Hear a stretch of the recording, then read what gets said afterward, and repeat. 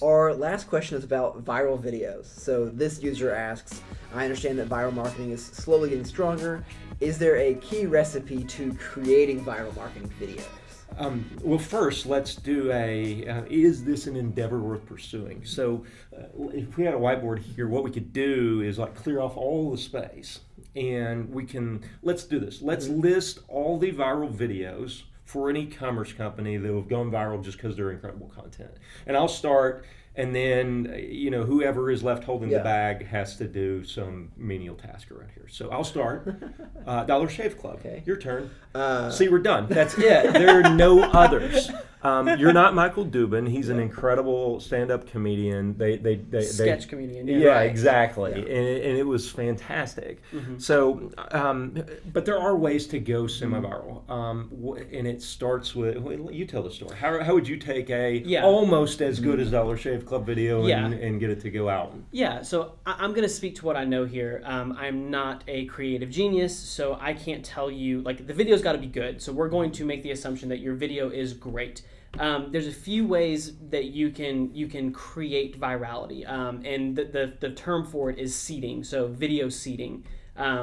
Talking about Dollar Shave Club, that's what Michael did before he started Dollar Shave Club, so kind of flew naturally there. If you have a small budget, you have to hack it, and I don't encourage you to do this, but if the means come to it, you got to do it. You go and you buy 100,000 views and you buy 100,000 likes on a Facebook video, and you let it run, you turn the video on, you apply the likes to that page ID, post ID, and see what happens there.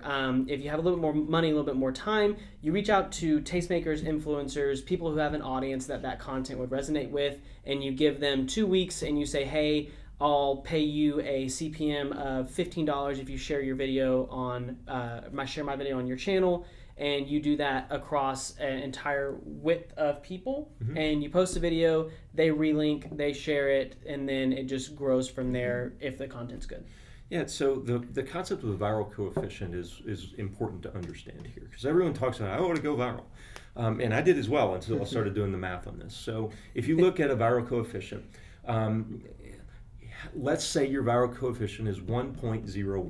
Well, great, you just took over the world. And what that means is every person that comes in tells another 1.01 people. And then that next generation of people tells 1.01 people or 1.1 or whatever the number is.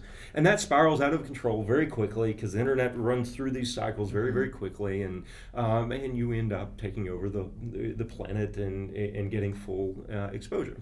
Now, the highest I've ever gotten after you take the first generation, second generation, third generation, that first person that came in infected 0.76 additional people. Now, that didn't go viral, but I'll tell you what it did. It allowed us to spend X dollars of money on marketing and get 76% greater effect. It's unbelievable how well that. But it's just a factor of making your cost per clicks less expensive. So don't go out and try and create a viral video. It isn't going to work most likely. But do go out and create videos with those elements. Those are good quality, highly engaging videos. And if it's seen by the right people, maybe it does start to go viral within a very small little group of people. And those are the people going to buy your product anyway. Yeah.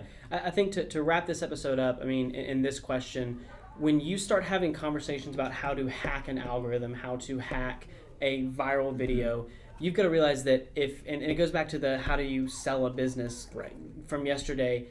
If you're creating an amazing, unique thing, it is going to be viral. If you're building the best product wins. You need to focus on the content, you need to focus on the product. You don't need to focus on gaming the algorithm. That's right. Absolutely.